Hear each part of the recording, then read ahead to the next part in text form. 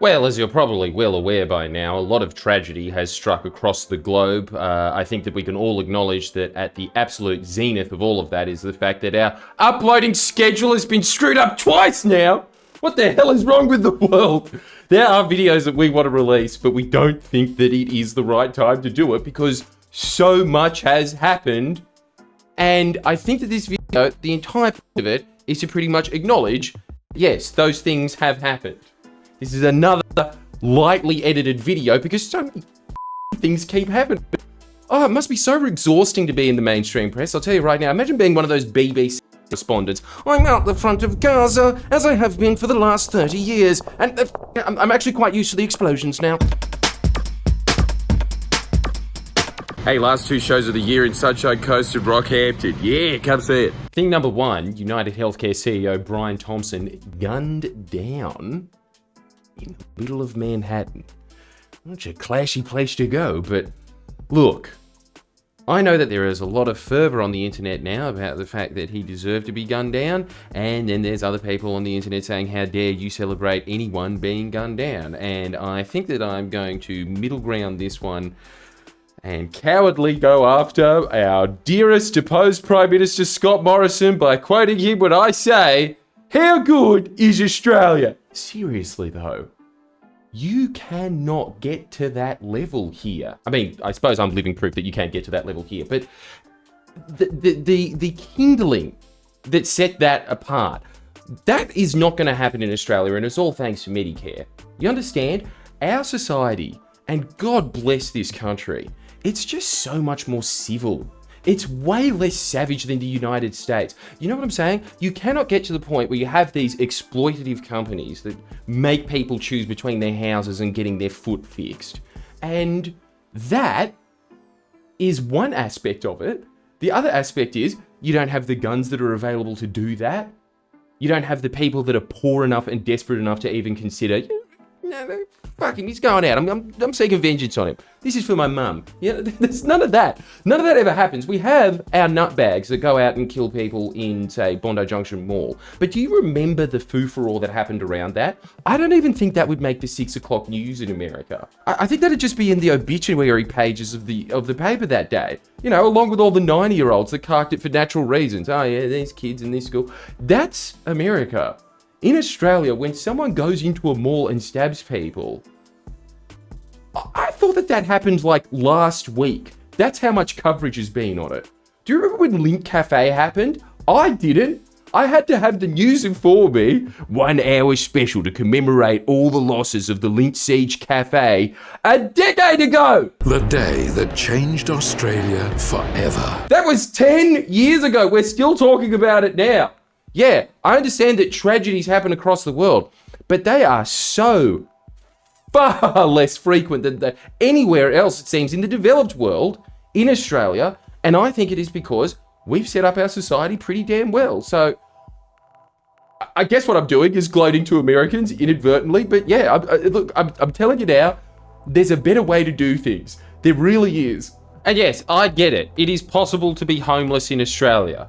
There is a difference, however, between the city of dreams, Hollywood, and right next to it being a city of tents. Guys, can we just think of the dichotomy of that? That's the place where they make their movies. That's the best part. One thing I am surprised about, and it does seem to be becoming more common across the planet, or maybe it is just a random sequence of events and I could be completely disproven in a year from now. But Shinzo Abe, the 2 assassination attempts on Trump, now we've got Brian Thompson's murder. It seems that these gunmen and assassins are getting more focus in their assassinations. It's not just random kids. It seems to be people with a political message. I don't know why that is. It just... Am I wrong? Is this happening more? You know what I'm saying? It seems like ever since the 90s, Americans have been going in and killing random people that seem to... The more innocent, the better, seem to be the game for about 3 decades.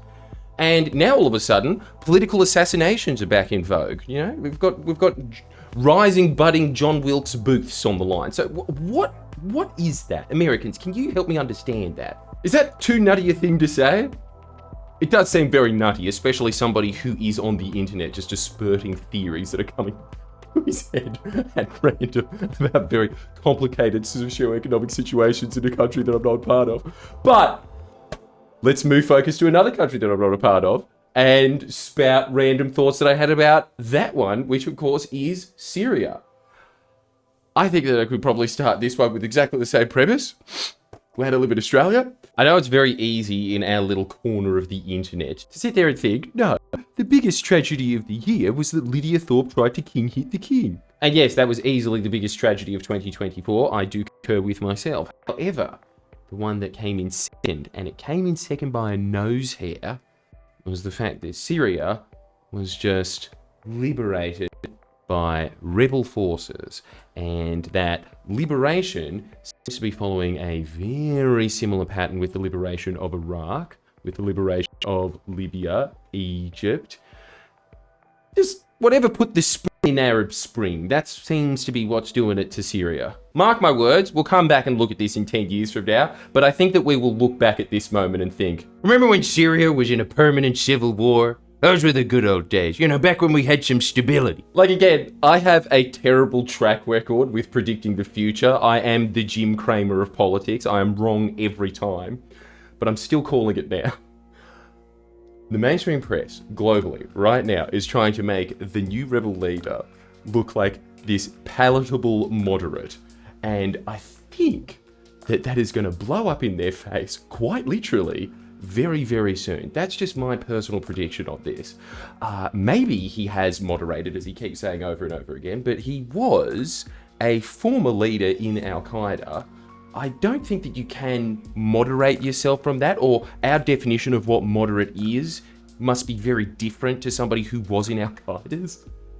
I don't think that he is going to be this benevolent peace bringer. Like they always prop up any of these leaders that you can't even remember the names of after they toppled Gaddafi, Saddam Hussein. Do you even remember these people? I honestly don't even remember what they look like. It just seems to follow the same pattern over and over again. It's just that this one seems to be a little more Turkish delight flavored as opposed to all American Crunch Bar. And look, I'm not the most qualified person to go into domestic Syrian politics. I have a brief general understanding of headlines swirling around in my head, which I'm imagining that most of the people in the comments that are self-asserted domestic political geniuses of Syria will probably have as well. I'm just pointing out the media narrative that is getting installed here, because I think that is very, very interesting every time that there is a regime change around any of these areas, that it follows a very, very similar storyline every time, and by God, it's there. Did you see Wikipedia? Immediately when Assad goes to Moscow, immediately. This is all in the last 12 hours. This is all happening in time. Immediately declared his presidency over, and on top of that, how good's this? Probably died on the way over to Moscow. That was at the top of the Wikipedia page instantly. Yeah, hope it crashes on the way over. This is the source of unbiased information across the web, right? What I'm saying, for something that has been at a stalemate for decades, there has been a lot of quick action in very quick succession. Now, you have Israel moving in. That's hot off the press. Maybe this will be common knowledge by the time this gets out. This is going to be released pretty much in an hour. There's going to be very, very light editing to this. But I've got to say, it's quite interesting. Anytime one of these Middle Eastern states poses a threat to Israel, immediately they get toppled and liberated, and then they descend into open slave markets, ISIS hotspots, just complete and utter basket cases like Egypt is now. There never seems to be any contingency about what happens to the people of the state after this liberation occurs, ever. And it seems that we are witnessing another one of these happening in real time now, and it seems to be directly linked to Israel's problems. Speaking of the third thing, and I can't add my little buffer to the beginning of this of how good is Australia, because this one did happen in Australia, but it was a synagogue burning down, and I would like to get on the record, especially seeing as before I was saying, yeah, well, they all seem to just be linked to Israel. Think about it. I am not a fan of synagogues burning down. I'm just generally not a fan of religious buildings burning down. Put it this way, I was more a fan of my house being burnt down. than I am that synagogue getting burnt down. I just think that it is the worst, most disrespectful thing that you could do to a people. Go to their sacred site and be like, yeah, I'm pissing on it. Fuck you, you set it on fire. It's just, it's honestly, in my mind, even though I'm not even remotely religious, I'm just like, it's sacred, they said, fuck you. There's something just in my little medieval European peasant genes that gets really riled about that. But immediately, once the synagogue is burned, you have Bibi, who again, I am a fan of the man's nickname, not of his politics, but it's just, it's so endearing, isn't it? Bibi. he well, it is. He immediately comes out and says that the reason that this happened is because Australia dared vote in line with the vast majority of other countries in condemning Israel's actions. And this has led to this increased, hysterical, 1930s level anti-Semitism that has led to burning down mosques. That has led to burning down synagogues. I think we all know what Bibi is doing here.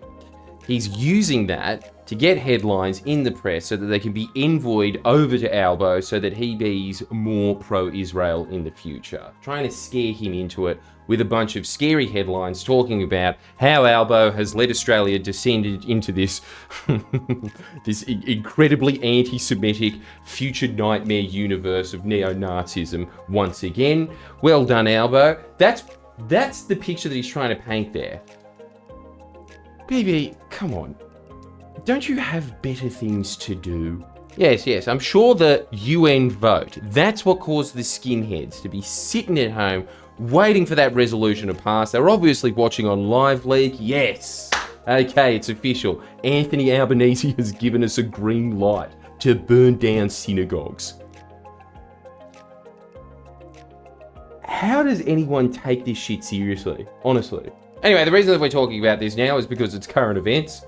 I think that we should be talking about it because there's other reasons that we aren't talking about the other things.